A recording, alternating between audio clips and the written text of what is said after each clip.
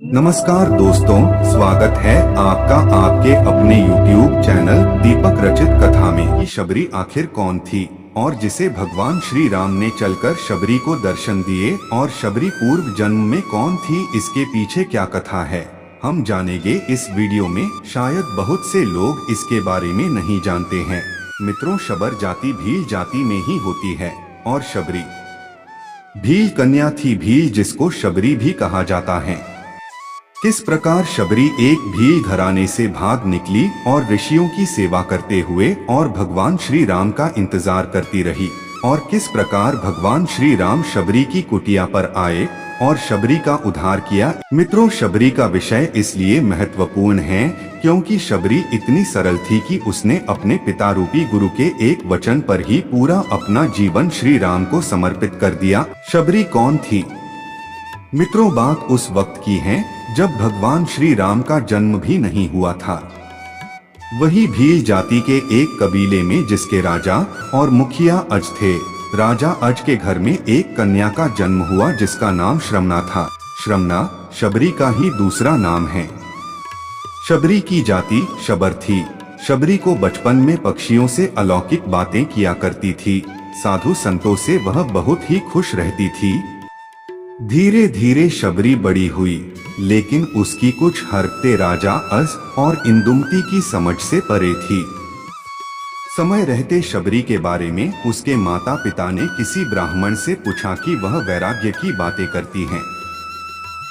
ब्राह्मण ने सलाह दी कि इसका विवाह करवा दो, और इस विवाह के लिए एक बाड़े में पशु पक्षियों को जमा कर दिए। फिर जब माँ इंदुमती शबरी के बाल बना रही थी तो शबरी ने पूछा कि माँ, हमारे बाड़े में इतने पशु पक्षी क्यों हैं? तुम्हारे विवाह के दिन इन पशु पक्षियों का विशाल भोज तैयार किया जाएगा। यह सुनते ही श्रमना को यह बात कुछ ठीक नहीं लगी और अपनी माँ से बोली, मेरे विवाह के लिए इतने जीवों का बलिदान नहीं देने दूंगी। और श्रमना ने रात्रि में सभी पशु पक्षियों को आजाद कर दिया। जब श्रमना बाड़े के दरवाजे को खोल रही थी तभी उसको किसी ने देख लिया। इस बात से शबरी डर गई और शबरी वहां से भाग निकली। श्रमना भागते भागते ऋषिमुख पर्वत पर पहुंच गई। शबरी को इस बात का अनुमान नहीं था कि वह निचली जाति की है और कोई भी ऋषि उसको अपने आश्रम में स्थान नहीं देंगे। इसके बावजूद शबरी छुपते हुए कुछ दिनों तक वहां रहने लगी, जब तक वह पकड़ी नहीं गई, और ऋषियों के हवन लिए सूखी लकड़ियों का बंदोबस्त भी कर देती थी। बड़े ही भाव से शबरी चुपके से लकड़ियों को ऋषियों के हवन कुंड के पास रख देती थी। कुछ दिनों तक ऋषि समझ नहीं पाए कि कौन है जो उनके सारे नित्य के काम निपटा रहा है। फिर जब ऋषियों ने अगले दिन सवेरे जल्दी शबरी को देखा और उन्होंने शबरी को पकड़ लिया, और ऋषियों ने शबरी से उसका परिचय पूछा तो शबरी ने बताया कि वह एक भीलनी है। ऋषियों ने भीलनी को नीच जाति का बताकर उसको ताड़ने और गुस्सा करने लगे। तभी उसी समूह से एक ऋषि जिनका नाम ऋषि मतंग ने शबरी को उन ऋषियों से बचाया और उसको अपनी बेटी कहकर उसको एक कुटिया में शरण दी। समय बीतता गया। कुछ सालों बाद मतंग ऋषि बूढ़े हो गए और एक दिन मतंग ऋषि ने यह घोषणा की, अब मैं अपनी देह छोड़ना चाहता हूँ। तब शबरी ने मतंग ऋषि से कहा कि एक पिता को मैं वहां पर छोड़कर आई और आज आप भी मुझे छोड़कर जा रहे हैं। मतंग ऋषि ने कहा, बेटी तुम्हारा ख्याल अब श्री राम रखेंगे। शबरी सरलता से कहती हैं, राम कौन है बाबा, और मैं उन्हें कहाँ ढूंढूंगी? मतंग ऋषि ने कहा, बेटी तुम्हें उनको खोजने की जरूरत नहीं है, वो स्वयं तुम्हारी कुटिया पर चलकर आएंगे। बस इंतजार करने लगी। शबरी रोज भगवान के लिए फूल बिछा कर रखती, उनके लिए फल तोड़ कर लाती और पूरे दिन भगवान श्री राम का इंतजार करती, लेकिन अब तक श्री राम नहीं आए। फिर एक दिन वह घड़ी आ ही गई जब शबरी के वर्षों का इंतजार खत्म होने वाला था।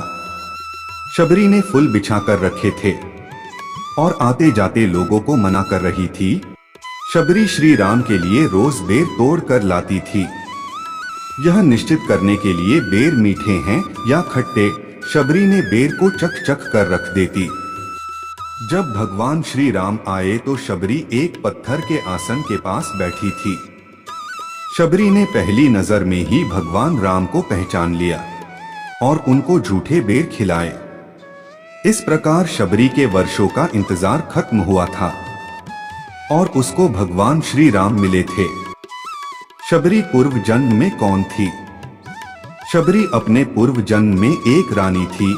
एक बार कुंभ के मेले में परमहिषी रानी और राजा दोनों साथ में गए थे। राजा का वहां पर शिविर था। रानी को एक दिन अपने खिड़की से ऋषियों का समूह दिखाई दिया और मंत्रों का उच्चारण कर रहे थे।